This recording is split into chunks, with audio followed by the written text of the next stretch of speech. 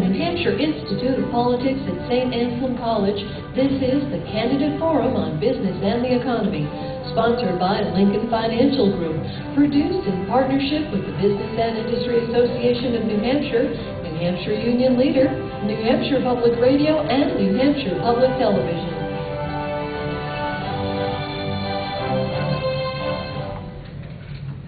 Hello, everyone, and welcome to the Candidate Forum on Business and the Economy. I'm Laura Canoy, host of New Hampshire Public Radio's The Exchange. We're coming to you from the television studio at the Institute of Politics at St. Anselm College. For the next hour, we'll hear candidates for the 1st Congressional District.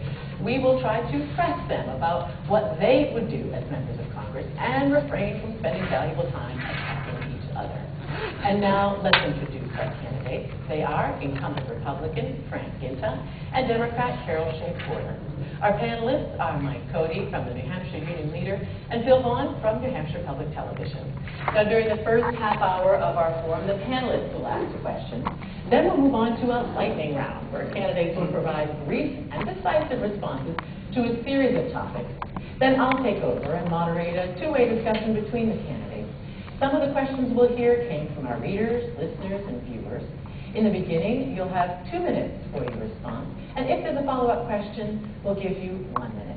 Now, we tossed a coin earlier to see who would receive that first question, and it goes to Mr. Guinta, and the questioner is Mike Cody from the Union Leader. Mike. Good morning, Mr. Guinta.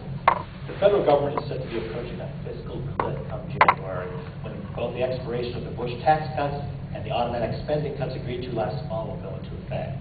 What happens if we go over that cliff? Well, thank you very much for the question. I want to thank all of you for attending this very important forum and debate. I want to thank the BIA, New Hampshire Public TV, and New Hampshire Public Radio, as well as the Union Leader for participating. We have a serious challenge that we face as a nation, which is why I think in 2010, so many people decided that we needed a directional change relative to policy in our country. So here's what we face. We face the expiration of all of the existing tax rates in this country. The President of the United States, Barack Obama, has said that we shouldn't raise taxes during a recession. I agree with that statement. I think that we need to extend those rates, try to give some understanding and long-term understanding of what fiscal policy will be to our job creators, to our small business owners here in New Hampshire and the country. And we have already voted in the House of Representatives to extend all of those rates. So I hope that we have bipartisan cooperation from the United States Senate in taking that action and ensuring that job creators, ensuring that our entrepreneurs have that understanding of what basic fiscal policy will be coming out of Washington. That's one of the most critical concerns I hear as I travel around and meet different business owners in New Hampshire, is that they don't have the predictability as to what policy will be. And that is not right, it's not fair, and it makes it very, very difficult for business owners, job creators, to invest in their own business, to expand, to hire individuals. So if we can at least give that predictability and do what I think most people would agree in extending all of those rates, just as the President of the United States has stated we should not be raising taxes in a recession, that will begin, I think, the focus of a long-term pro-growth economic return. If we go over the cliff and it's really bad, what would you do as a member of Congress? Well, we can't go over the cliff. The reality is that we can't go over the cliff. We have $16 trillion in debt. We have $16 trillion in our GDP. That ratio is not good for America. It's not good for the strongest nation in the world. We see different ratios already in Greece and other countries out in Europe. So I don't even want to get to the point where what happens if. We have to make sure that it does not happen. Ms. Shea Porter, same question to you. Well, when Mr. Guinta talked about going in a new direction in 2010, I don't think that the American public thought it meant over the cliff. And that's exactly the direction they have driven us. Mr. Guinta and his party are responsible for what's coming up now because he, as a Tea Party member, and his fellow cohorts refused to raise the debt ceiling, pushed us into this deal, the sequester deal, knowing full well that it wasn't going to work. As they walked in, they actually said that they would not compromise. And so now here we are at this cliff. Mr. Guinta, after saying that Washington should stay Congress should stay in Washington and work on these problems left without passing any kind of the so-called extension of the Bush tax cuts. The difference between Mr. Guinta and the President is that Mr. Guinta would like to continue tax cuts for everybody over the amount of $250,000. The President and the Democrats want everybody to have $250,000 as the first marker there. And then after that, we go back to it's not really a tax increase, it's just returning to what the President Bush had determined at the beginning when they passed those tax cuts. They were not meant to be permanent. So Mr. Guinta needs to get back to Washington, and he needs to extend those tax cuts for the middle class and for everybody on the first $250,000. They also have to work on a budget that's acceptable, and they have to raise the debt ceiling. The money is already spent. And so they have a responsibility to the public and to businesses in this country to make sure that they get this right, and they do it now. If there's not a resolution here, what parts of New Hampshire's economy are most at risk? Well, I think everybody would be hurt. And certainly Mr. Guinta has put the shipyard and the defense industry at risk, many, many thousands of jobs, because the cuts, sequester cuts, call for it, and they knew it. They called for 50% cuts 50% of the cuts would be on the defense side, 50% of the cuts would be on the domestic side. And so, of course, that would include a lot of these defense jobs and a lot of jobs also on the domestic side. So they knew that.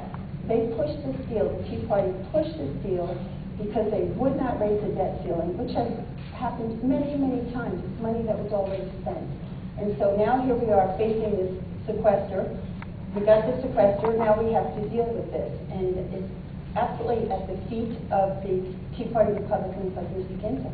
Well, and our next question comes from my colleague Phil Vaughn, but I do want to give you a chance to jump in, Mr. Guinta. Ms. Shea Porter said that your party is responsible for putting us here because you refused to raise the debt limit. So this agreement was struck where automatic spending cuts would go into place. What do you think of that? Well, there's a lot of attacks that I need to respond to in those first remarks. Here's the situation. The President of the United States, the Majority Leader, Harry Reid in the Senate, had demanded that we include a sequester in any agreement with the House of Representatives. Actually, in looking for bipartisanship, in looking for a cooperative spirit, we tried to come up with something that they would agree to. Now, sequester has turned out to be a terrible idea. I think most people would agree with that.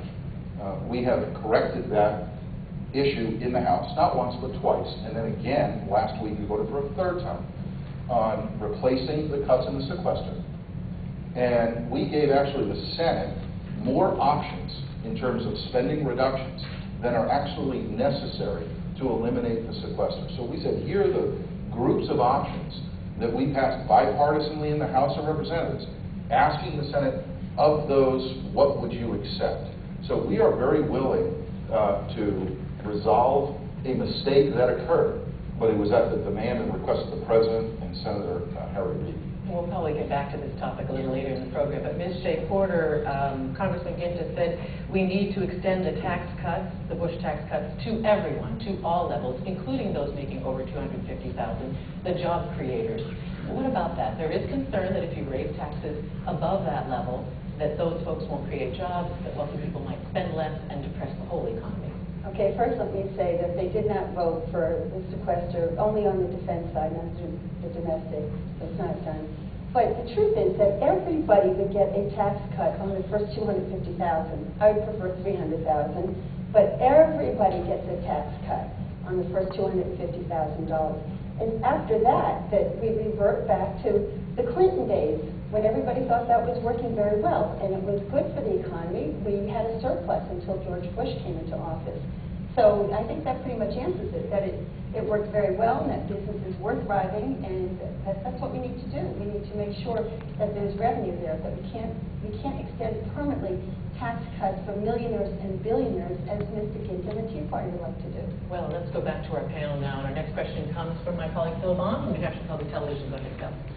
Ms. Shea Porter, healthcare costs in New Hampshire are among the highest in the country.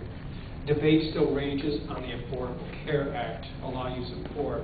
What further changes would you make if elected? Well, I think, first of all, that we recognize that people are now understanding it better, that there aren't death panels there, that we are going to be able to control costs more efficiently, and that more people have access. They're already seeing the benefits of that. They know that their children are on the health care policy. Seniors are getting the 50% discounts on drugs. We're closing the donut hole with that. There's free preventive care, etc. So we're seeing a lot of good things. But I think what we need to be doing now is paying much more attention to how we deliver health care.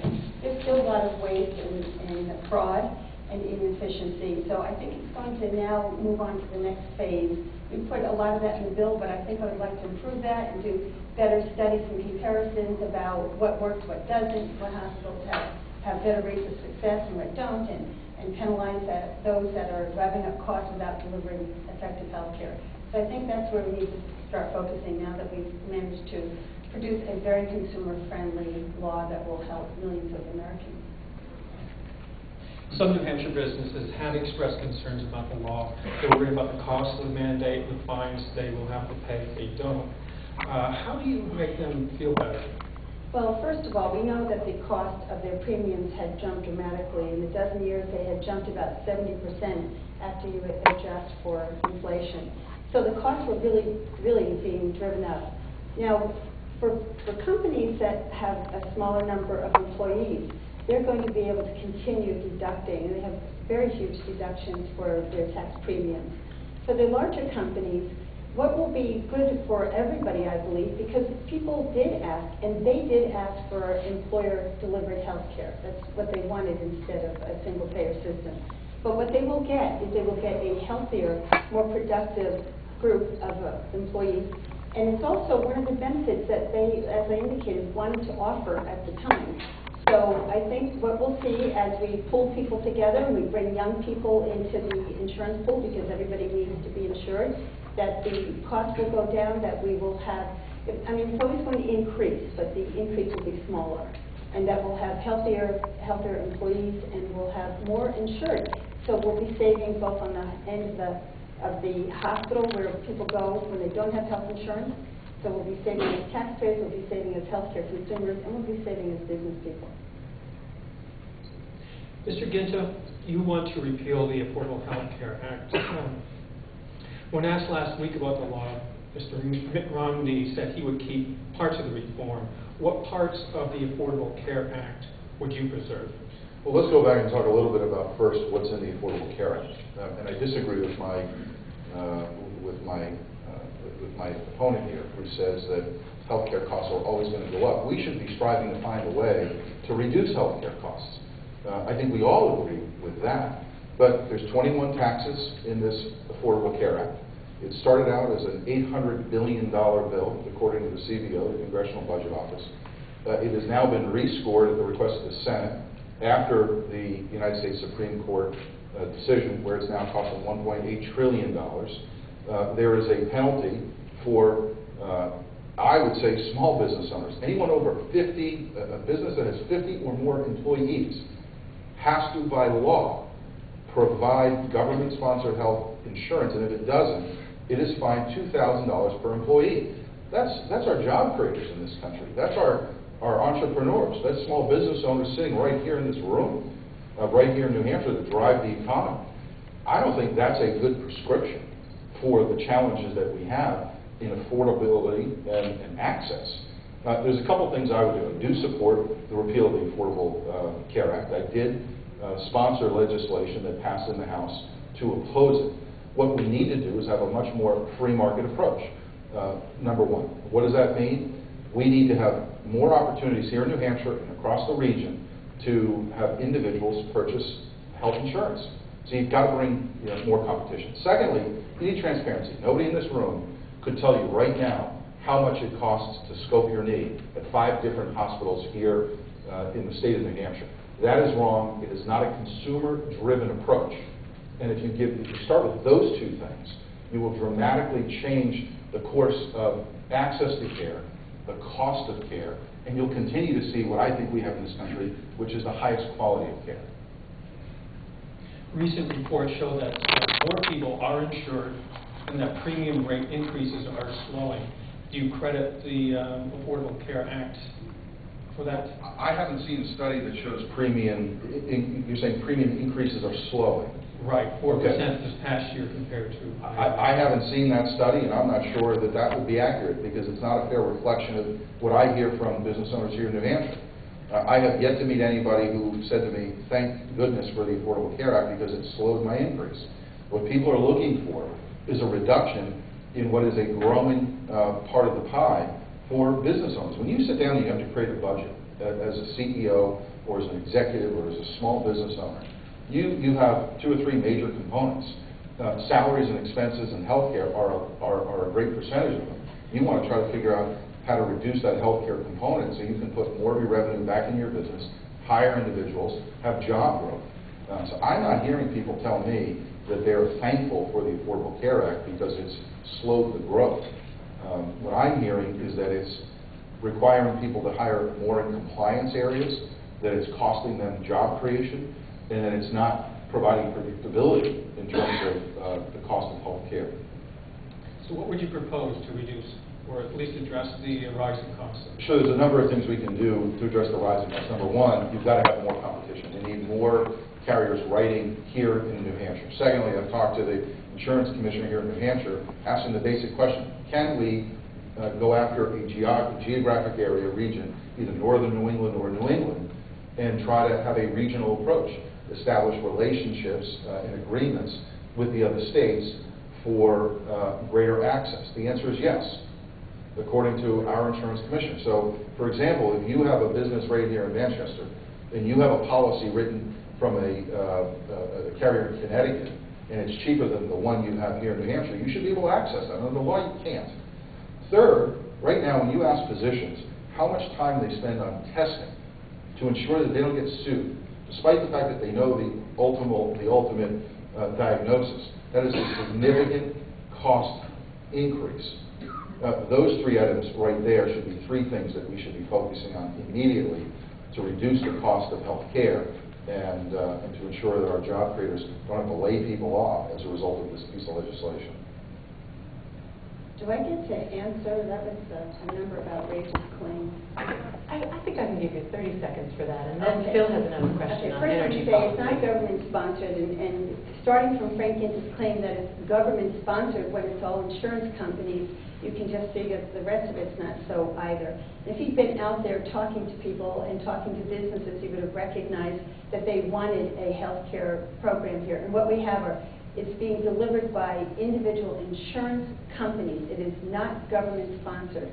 And the other problem is that they can choose. They'll have more choice. There'll be more insurance companies. We've only had 2 insurance companies active in New Hampshire. And the compact that he's talking about, where you can get together different states, they can do that with the state exchanges and form like a New England compact. And everything else, everybody knows that costs go up. For him to say that health care costs should actually drop when nothing else ever drops it's just not accurate. So looking at the whole picture, I think that Mr. Guinta needs to actually read the health care bill. Well, let's go to Phil Vaughn again and an energy question. Phil? Mr. Guinta, gas prices are soaring. High energy costs are a big problem for New Hampshire businesses. What changes in laws are needed to address this? Before I answer that, my opponent continues to say that costs should be going up and need to go up, and that it's new business owners and job creators should expect that to occur. I take a very different approach. I think as a steward of taxpayer dollars, we need to be finding ways to be more effective, more efficient with taxpayer dollars, and we should actually try to come to the table and tell you how we're going to reduce costs. I know every business owner that I engage actually does try to figure out how to reduce their expenditures so they can put more dollars back into their business. In terms of energy, we need, and above all of the energy approach in this country, let's talk about fossil fuels for a moment. We have 19 million barrels of oil a day that we utilize as a nation. We only produce 7 million barrels a day here in the United States. So the numbers don't make sense in terms of our exploration and our production versus our usage. That's one area where we can narrow the gap. But secondly, we should be focusing on alternatives. And I support the notion of focusing on alternatives. But the reality is the market is going to determine what alternative is going to be best for a particular region of the country. So for example, wind in New Hampshire may work in certain parts of New Hampshire, for certain geographic locations, but in others they're not, just based on the topography. And as well the cost of running that operation. But the focus needs to be, let's explore, which we're not doing right now to the levels we should be. Let's reduce our consumption, which there are many easy ways we can reduce consumption and save. But the key really is having an above all energy program that's going to give us multiple choices, multiple options. We're not seeing that come out of this administration. What we're seeing out of this administration is choosing winners and losers, and Solyndra is a great example of that. Forcing taxpayer dollars to go to someone like Solyndra that goes belly up does not solve the energy crisis and the energy challenge. And you look, when you drive home today, if you need to fill up, it's going to cost you $3.85 for a gallon of gas. I mean, 2 weeks ago it was $3.70. 2 weeks ago. So you can't continue to see this spike in gas. That affects every single person in America. It affects everyone, regardless of whether you're working, whether you're middle class, whether you're retired. It affects the cost of your groceries when you go grocery shopping. This has got to be a key central theme for the next administration, whoever that is, in moving the country forward on a key principle for a reduction in cost to individuals. Yeah. Thank you. Are there any alternative energies that government should subsidize? Well, if you want to get into tax policy, I think there's a couple of ways we can go. I mean, you can get rid of all subsidies 100%, or if you're going to, focus on subsidies, you give everyone the same. But you've got to do one or the other. The government cannot be picking and choosing who gets a subsidy and who doesn't. What I think we need to do, again, is have that all of the above approach. And an all of the above approach will allow biomass, biofuel, wind, solar. It will be able to bring those individuals and businesses into the mix. But they've got to be able to do it based on a competitive model. And again, Solyndra is a great example. Giving Solyndra taxpayer money, knowing full well, the federal government knew that this was a risky endeavor, and taxpayers are out of those dollars, and we still don't have a resolution to the spiking gas prices in this country. Ms. Shea Porter, same question, what changes in laws are needed to address the rising cost of energy? Well, first let me say that Mr. Guinta did a very good job representing the oil company there. He received a great deal of oil money, and he did a very good job representing them. But he also did a very good job, by the way, up in North Conway when people talked about those oil subsidies. And he said, well, to be fair, if you take the oil subsidies away, then they shouldn't have to pay for leases. Now, the leases are on public land. That is our oil, the public oil. So right from the beginning, I don't think Mr. Guinta is quite accurate with this story. I believe in all of the above, and so does the President. It is an all of the above strategy. But that means if he says he shouldn't be picking winners and losers, then I would like to know why he's not continuing subsidies and tax credits for alternative renewable energy, and yet votes to increase them and continue them for oil companies and others. If you're not going to be involved in the market, then stay out. But subsidizing, which he does, he votes to subsidize oil companies, and he will not help the renewables. What votes are you referencing? You know exactly what I'm talking about, Mr. Guinta. If you look in the Ryan budget, if you look in all of those bills there, you have not been helpful to the renewable energy. But by the way, this is my time. What subsidies are you talking about? No, what subsidies are you talking about? I'm going to continue on my time. It's just false. That's just So false. let me just say that I do believe that right now we have to do all of the above. And I think it's very important that we invest in the renewable energy. And so does the Department of Defense, by the way. They have been investing in renewable energy, renewable fuels. And the Republicans actually tried to stop the government from using the military from using renewable fuels. But they recognize that a problem is coming. They also know that if we continue our dependency on the Middle East, it's risking our national security because we have to go there to get that oil. Now, fortunately, because of the President's policies, we have been using less oil. We have reduced the amount of oil there. And we do have domestic consumption and domestic production. And I think all of the above is an important phrase, but we actually need to live it and practice it in legislation. And candidates, you're doing a great job. I'd love to remind you to just keep an eye on the time as we're trying to get through lots of issues here. Mr. Guinta, I'm going to give you just a quick 15 seconds to respond to Ms. Shea Porter's critique that you have supported subsidies for oil and gas. Well, I asked during her remark to name what piece of legislation she's referencing. And I didn't hear a specific answer. So if she's got a specific piece of legislation that she's referencing, I'll respond to it. Does the Republican budget include oil and gas subsidies? What the Republican budget passed twice, this year and last year, does is a number of things. By the way, you know, when my opponent was in the House of Representatives, the House never did budgets. I mean, let's just start with that issue.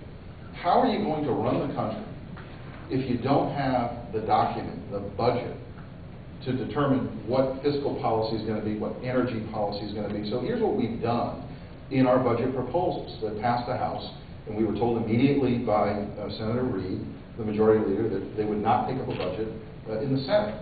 I have to say, at least the President... For the interest of time, can you address, does the House Republican budget include oil and gas subsidies? Because that's the charge that Ms. Shake-Porter is making. It does not. It does not. All right, let's move on to another question from Mike Cody from the Union Leader. Mike, go ahead, please. Ms. Shake-Porter, one of the few bright spots in the nation's economy is our manufacturing sector. How would you ensure that manufacturing in this country is competitive globally? First of all, I think that we need to reward companies that manufacture here in the United States. It brings jobs. So we consume stuff all the time. We just don't make it here. So we need to make sure that we have to allow them to set them places that are economically challenged, to give them tax credits to be in those places. We need to help them to export. It's not really a fair and level field in exports because other countries support manufacturing a lot better than the United States does. So we need to allow them to expense their equipment faster and take full expense for the equipment, full deductions there. So we need to recognize that in order to continue what we're seeing here with job creation in manufacturing, that we need to be strong supporting these manufacturing industries that actually produce here in the United States. That means that we can't continue to give subsidies to companies that take the companies overseas. They have a right to do that. It is America, you can do what you want. But we shouldn't help them by saying, okay, the cost of moving can be deductible, the cost of training employees can be deductible. We have to do everything we can to have a tax policy that supports manufacturing right here in the United States. Our manufacturing businesses would also like more free trade. How does free trade affect the average Granite State worker? Well, free trade, we know, has been disastrous for most American workers. So when you look and you see what happens when the jobs go overseas, because there really isn't such a thing. I don't like to say free trade. I like to say fair trade. So we need to make sure that other companies will take our products as we take their products. That's one of the biggest problems that we have, that other countries don't open their doors to American products like we do to theirs. So that's a very critical component. But also when you send the jobs overseas, you hurt workers in this country, and workers are the ones that grow the economy from the middle out. They're the ones that have the money and go into the stores and shop at the places that we all like to support. So it's absolutely critical that we have right here the jobs made here and a government program that supports industries in the United States when they're out on the world market. And we also need to help our companies to export, especially our smaller companies, that they need to have the support structure there to do that. Mr. Guinta, same question. How do you ensure that we remain competitive globally? Well, there's a couple of points there. Number one, I've held 3 different manufacturing summits throughout the district to talk about manufacturing here in New Hampshire. And one of the things I think we need to do is bring our education community, high school, as well as community colleges and our university system, into a better relationship with business owners. And try to learn a little bit more from our business owners about what kind of manufacturing we do here in the state. Most people think of when when I was a kid, my father took me to get the car fixed on Saturday morning, and it was, you had a person who came out of the garage who had grease all over him and all over his hands, and you were told not to stay in the garage. Today, our manufacturing is high tech, it's clean, it's ISO required, which means you can walk onto a manufacturing floor and it's just as clean as a hospital in some circumstances. We actually have a challenge. Some manufacturers in our state are having a problem finding educated workforce. The problem isn't so much that the manufacturing jobs aren't here. I've talked to a lot of manufacturers who say, we're looking to hire, but we can't find someone who has the specific education or skill set toward our high precision job. So that's one thing we need to do. Secondly, let's talk about free trade. If you go down the street to Merrimack and you go to GT Solar and you make the statement that fair trade has been terrible to our workers, that my opponent just made, think about what GT Solar creates. They create panels that are sold overseas. The jobs are here, right here in New Hampshire. You shut down that free trade agreement, every single one of those jobs goes away. That is not the kind of policy that we should have here in America. One of the things that we were able to do in a bipartisan way was pass free trade agreements with Colombia especially. The House, the Senate signed into law by the President of the United States. So, I mean, we are looking for ways to try to work together to move the economy forward. We have done some of those things, but the reality is there's so much more that needs to be done on tax policy, on the Affordable Care Act, on energy policy, and on regulatory policy to get the sort of stagnation of our unemployment, the 43 months of continued unemployment over 8% going in a different direction. So on the skills gap you're talking about, what's the role of the federal government in helping to close that gap? Well, there's a number of things we can do on the federal level. What I prefer to see, though, is policy that, on the federal level, that is pro-growth. So it's about tax, it's about energy costs. When you talk, if you want to build a manufacturing plant here in New Hampshire, we have some of the highest electric rates in the nation.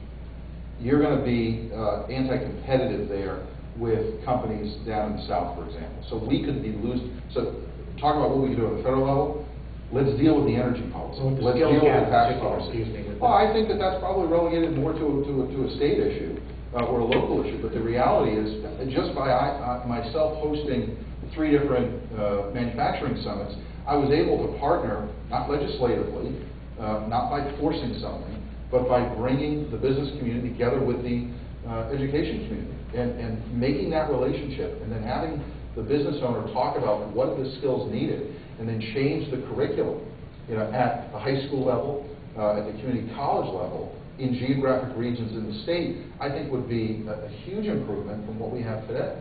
We need to wrap up this Can I comment? portion very quickly. Yes, you may. Thank you. 30 seconds. Actually, it's interesting that he doesn't think there's a federal role, because what we have been hearing is that we need federal investment in research and development to share with industry faster. The university system has been drastically cut 50% by the state. They are reliant on federal funds for research and development. The community colleges partner, and there is federal money there to partner and to educate. And what I heard on Education and Labor Committee was that, and business came before us much more often, that they needed to have a policy they could count on around the country that focused on training young people so they would have the skills to enter the workforce. So there is a federal partnership. Right now there's money in a... I'm sorry, go ahead, wrap up, please. Okay, it's money in a venture company that is attracting capital, but it's being backed by $4.5 million of federal money so they can attract investors into the state for business. So there is a role, and to suggest that there isn't is not accurate. Super quick, Mr. Guinta, is there no federal role? I didn't say there was no federal role, number one. I said we've got to deal with tax policy, we've got to deal with energy policy, which is a direct impact on manufacturing here in New Hampshire and across the country. But secondly, what you're hearing here is, from my opponent, big government solutions all the time. And I don't think that's necessary. I mean, I simply held a forum where we brought educators in the same room as job creators and manufacturers, and said, let's talk about the connectivity between the two. And our university system favors that. Our high schools favor that, and our community colleges favor that. So it doesn't always have to be a big government solution. Right. You can actually focus on working collaboratively here in the state to try to address the issues, deal with fiscal policy on the federal level to get the economy moving. And that's the when we problem get with into the our Tea Party, right there. And They Ms. think it's Porter, all big government. I do need to jump in. We are going to have a long-form segment in just a few minutes, and my questions in that form will be focused on creating jobs. So promise we'll be able to get back to that. We are going to move now to our lightning round. This is where we ask a straightforward question that can be answered quickly and simply, as in yes or no. dollar amount, numbers, and so forth. Extra points, I think, from the audience, you too, for the candidate who is able to answer the question quickly and decisively. Now, here's a heads up. Our last lightning round question is a little different, so I do want to give you just a little time up ahead to think about it. Our last question will be, sum up your economic philosophy in a tweet. So you'll have 140 characters. Our first lightning round questions will come from my colleague Phil Vaughn. Go ahead, Phil. This question actually came from a New Hampshire Public Television viewer. Ms. Shea Porter, what one government department or agency would you eliminate if you could? I don't think I would eliminate any of them. I think what we need to do, the reason they're created is because people come together, Republicans and Democrats, to vote for those because they recognize the need. Now, I would certainly look hard at finding the efficiencies. I think many of them are bloated. But the reason that they're there is because Republicans and Democrats together saw that need and created them. So, you know, I'm sure somewhere there's an office that could leave, but in general, there was a reason that they were there. Okay, lightning round, go ahead. Mr. Guinta, same question. Well, I don't think when you ask people, generally speaking, is the federal government too big, too small, or just the right size? I don't think too many people say it's too small. You know, let's take the highway bill that we were able to pass and get signed into law. I was on the Transportation Infrastructure Committee. One of the things we were trying to accomplish on the federal side, on the House side, was reducing the size of the agency itself. So any specific agency you'd cut, or just reduce the size? We actually eliminated about 70 programs within the agency. So we reduced that. But let's look at, you know, the statement that my opponent just made. Mr. Guinta, I'm so sorry, this is a lightning round. We're trying to just do brief and decisive. We will have time for a longer form conversation, and I'll step back. But in the spirit of the lightning round, again, extra points for the candidate who can be brief and decisive. Our next question goes to Mike Cody. Go ahead, Mike. Do you support, Mr. Guinta, do you support a voucher system for Medicare? No, I do not. Ms. Shea Porter. I don't think he does. It's called the Ryan Plan, and you can call it premium support, you can call it voucher, but as Paul Ryan said, it's the same. All right, I would love to explain the difference between premium support and voucher, because there is a very stark difference.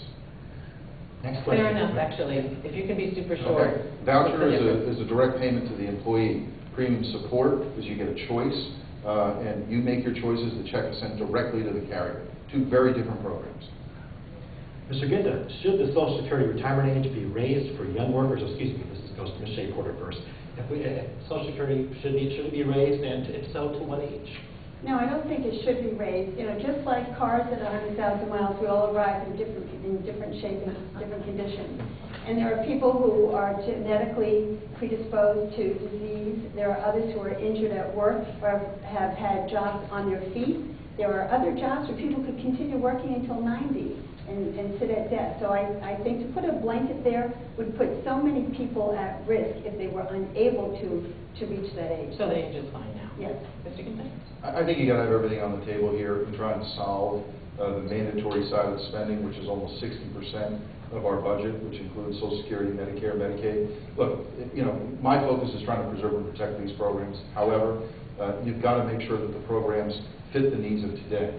And when Social Security, for example, was created, the life expectancy was very, very different than it is today. So thanks to technology, thanks to healthier living, we do live longer. So I think the program should understand that and make sure that it addresses the fiscal challenges that we have with it. So let's keep it all. Let's keep it all on the table. What's the? Yeah, I think we should take all of it and consider what is the best reflection of our current age groups today. Okay, Phil, next to you, lightning round. Ms. Shea Porter, is the Postal Service operating too many small post offices? Well, I'm sure there are post offices that can close, but the biggest problem the post office has right now is they were forced to fund 75 years out for retirement. They were forced to fund people, future workers who are not even born yet, and so that has been a big drain on them. So yes, there'll always be a post office or something that can be done. My opponent gets confused. He thinks that we don't believe in efficient government. We believe in efficient, effective government. And nobody wants government on their backs, but we do. The American people want government on their side. So there may be some post offices that could be closed. Of course there would Okay. be, yes. Just a yes or no when you can would be great. Okay. Mr. Gibbs, same question. Yeah, you've got to retool the entire postal service. There are some that can be closed throughout the nation. It does express, there is cause for concern in rural areas because of the fact that you have very little alternative access to those areas. So as you reform the postal service, you've got to consider that. But the reality on their retirement program, their pension program, is until we move from the defined benefit plan to a defined contribution plan, you're not going to get at the systemic problem of their annual losses. Okay. Mr. Guinta, do you favor federal subsidies for high-speed rail development? No, I don't, particularly in our region, because it's an extremely high expense, number one. Number two, it can't be self-sustaining. And third, you don't have the population base here. And I never quite understood, and I know that some chambers and probably some BIA members support the notion of having rail into New Hampshire, but I never quite understood this notion of sending our residents out of the state to work somewhere else. I understand that, particularly as my 10 years as mayor, the economic impact along a corridor, but I think there's a lot of different ways that we can grow our economy here in New Hampshire. So for here, no. It doesn't make fiscal sense here in New England, in our region. Same question. Yeah. I can't believe I just heard him say that we shouldn't be sending our people out to work in other places. So the reality is that our unemployment would shoot up quite a bit if we didn't send people over the border to work, especially here in Manchester and other places. Of course we need high-speed rail. Anybody who's ever traveled down the 93 corridor knows. Anybody who's had the pleasure of traveling in a train to work understands this is a good way to travel. It helps to reduce our oil consumption. It helps to reduce our congestion. And it's an easy way to go in. It's effective. And Mr. Guinta has no problem subsidizing highway development and other things, putting money So there. that's a yes We should for put high-speed there, rail. too. Okay, and I just... So where does money come from? And we'll definitely talk about that. I want to let my colleague Mike Cody ask the last lightning round question. I get the fun question here. Every word, every character is precious. We're getting back to the question Laura referred to earlier in the program. How would you describe your economic philosophy in one tweet, 140 characters or less? Pro-growth economic principles, predictability for job creators and entrepreneurs, and reducing federal government and oversight into our personal and business lives. Shape order. Pro-growth economic principles, working hard to support industry, both small business and large. Thank you both very much. That was quite lightning-ish, and I appreciate that. We're now going to switch gears and step back a little bit. I'm going to moderate a longer form discussion. I'll ask the candidates one broad question and then invite them to dialogue with each other on that question. And from what we've seen from these two so far, we know that will be a good dialogue. I will jump in only as necessary to make sure we're not going astray in terms of time or topic. And so the question is, politicians often talk about their jobs plan or bringing in jobs. But beyond getting job seekers and employees together at jobs fairs, which Mr. Guinta, you've mentioned, how much impact can one politician or one group of politicians have on job creation? I'm going to start this segment with you, Ms. Shea Porter, ask you that question, and then step out. So go ahead and let's hear you both converse about it. Actually, we can have a large impact and should have a large impact on jobs creation. For example, or saving jobs. For example, the auto industry, the domestic auto industry, is alive and well today because we voted to help save the auto industry.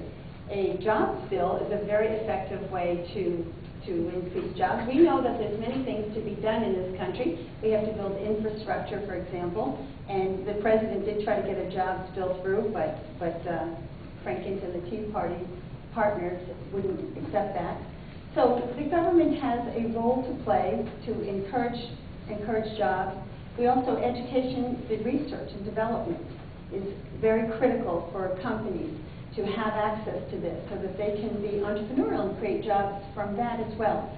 So there is a partnership there. I mentioned that right now there's a venture capital firm that is attracting capital to New Hampshire by saying, by the federal funding, supporting it about to the tune of about $4.5 million. And that encourages individual investors to come in knowing that there'll be some money backing that investment. So it's going to be privately run. It's a great thing, but it has that. And all around, as you look, you see people at work, and they are in either private industry or working for the federal government, the state government, the local government, in really essential functions. We have to teach. We have to use education. We have to build our roads and our hospitals. We have to do the research. We have to check our food supply. There are many, many jobs. We have to police. We have to have security. We have to have defense. So all of these are things that legislators get to vote for. And when they vote repeatedly, like in the Ryan budget, that would eliminate in the first year or two 1.7 million jobs. These would be public sector jobs. And you realize the impact. Well, it's not just public sector. It's not just public sector. There are many, many private jobs that would be eliminated. So based on the philosophy, now Mr. Guinta's philosophy is that no government's probably the best. And he's been working his way towards that. No regulation, no government. Mine has been, I think there is a role to play to support private enterprise, to help launch them. The Small Business Administration helps launch small businesses. But ultimately, private industry is the engine driver. Well, let's get Mr. Guinta in, and please feel free to dialogue with each other. Go ahead, Mr. Guinta. Can politicians really create jobs, as they often say they do? Well, there's a couple of points. Number one, I'd like to hear the citations for the facts that my opponent cites. I think that would be helpful moving forward with an honest dialogue. Secondly, I think the role of a legislator is to create legislatively an environment where real job creators, our entrepreneurs, our small business owners, have the ability to do what they do best and create businesses, grow businesses, and help the local, state, and national economy. And we do have very different philosophies. What I heard in my opponent's answer was a lot about what the federal government can be doing for you. So let's just take a look at the federal government, through a couple of facts. You have 8.1% unemployment. You have unemployment over 8% for 43 consecutive months. You have a debt at $16 trillion, which is equal to our GDP of $16 trillion. You've got a deficit that the president continues to propose for the next 10 years of approximately $1.5 trillion per year. That is the entity that my opponent is saying can help you. I have a very different approach. I think there is a role that governments have. Look, I was a state legislator, I was a city alderman, I was a mayor, and now I'm honored to serve as a people's representative in the 1st Congressional District in Washington. But the key is, what is the size of government? How do we spend your tax dollars? They're not the federal government's tax dollars, they're your tax dollars. And I think you should demand and expect from us that we are effective, that we are efficient, and we're putting good practices and good business or good policies in place that are going to positively affect job creators. So, in terms of what should we be doing, let's extend the existing rates. The same existing rates the President of the United States extended. These are Bush tax cuts you're talking about. The current rates, yes. I mean, actually, I would call them the Bush-Obama tax rates, because President Obama also extended them. Except for that last level, the $250,000 or above, right? No, he extended all of them. Yes, but he wants to. Well, now what he wants to do is there's 6 rates. He wants to extend 4 of them. He wants to let 2 lapse, the top 2. So here's what Ernst & Young says about if that occurs. Ernst & Young issued a report that said you're going to see GDP growth go from 1.9, which is anemic today, down to 1.3. You're going to see almost 1 million jobs lost across the country. And you're going to see, according to the president's numbers, $70 billion in revenue per year to the federal government. So I would ask the question, tell me if you get your tax hikes, what that $70 billion would do in the context of a $1.1 trillion deficit, because it doesn't solve the problem. And this is used as a political ad that Republicans want to support the wealthy, but there is no solution from the other side of the aisle on what you would do next, because $70 billion does not solve the problem. Okay, well, first let me say that I'm glad that he's talking about these numbers, because you have been there for 2 years. Now, granted, not many days, about 6 days a month, and you have been called the worst Congress ever.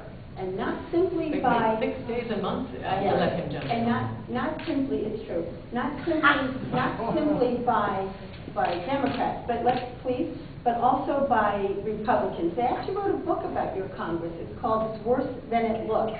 Ms. Porter, can you address the economic issue that we're trying to get to here? I'm working on it, okay?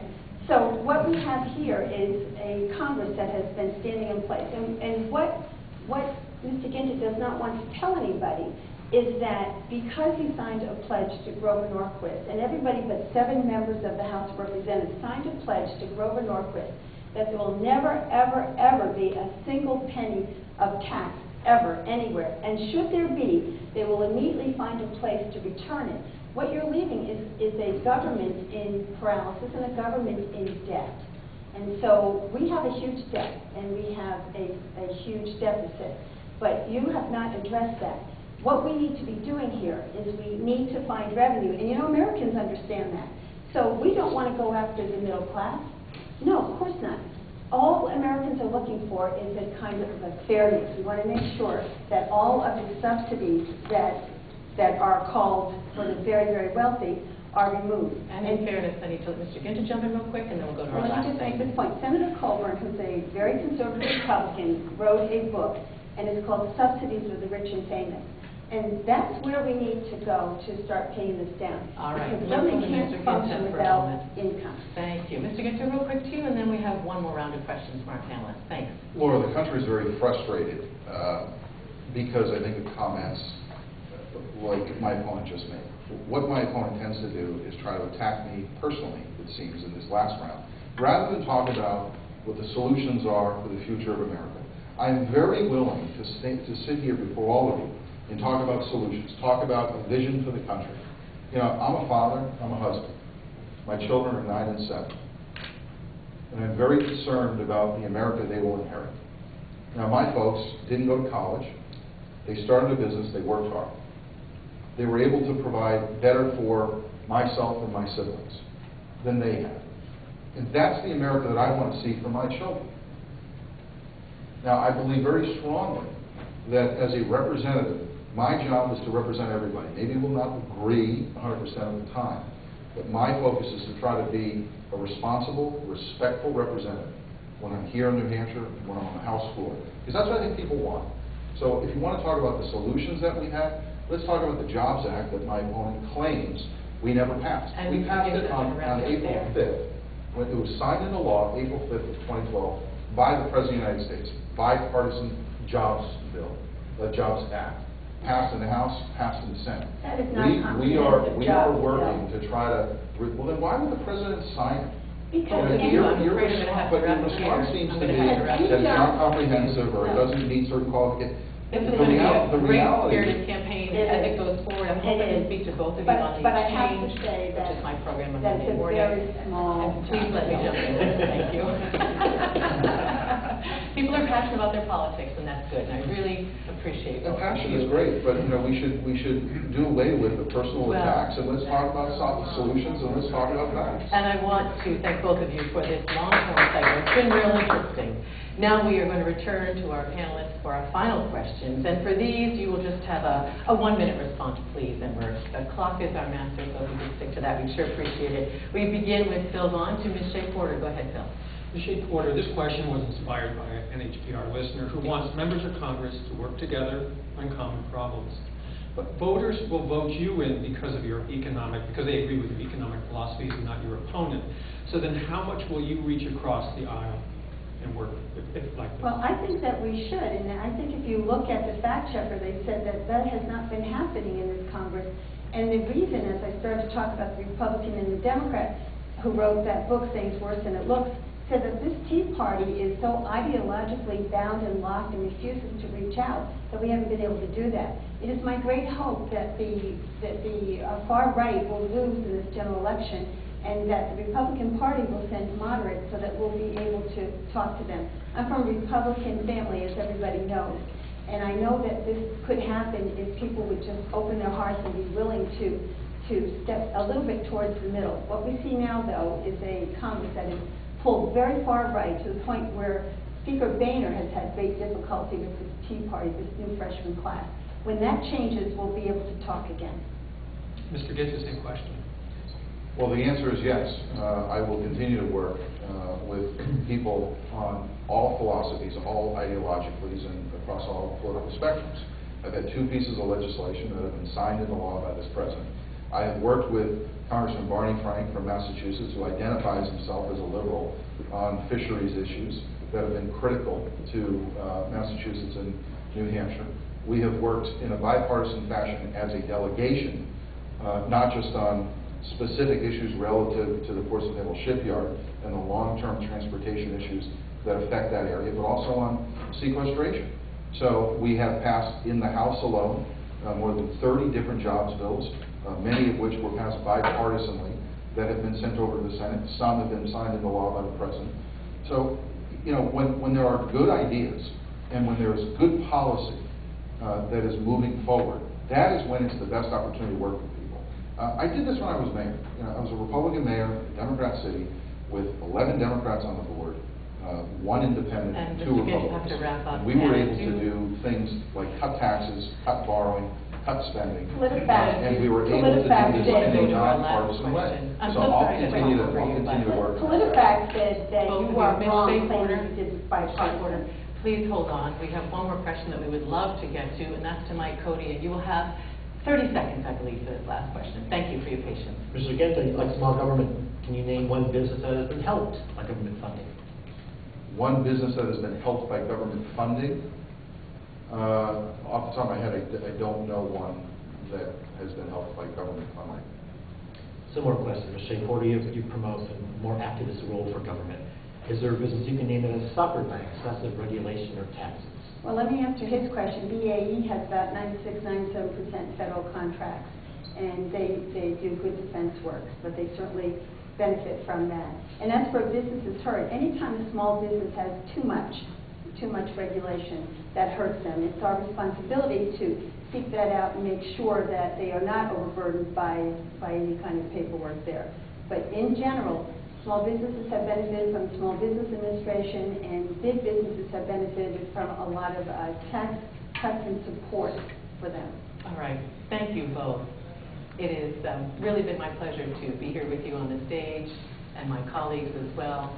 And I want to thank everyone. That is all the time we have for this candidate forum. I want to thank our audience joining us here at the Institute of Politics at St. Anselm College, and to you at home for watching and listening. And again, especially thank you to our candidates, Democratic challenger Carol Shea Porter and Republican incumbent Congressman Frank Guinta. Thanks a lot for being here.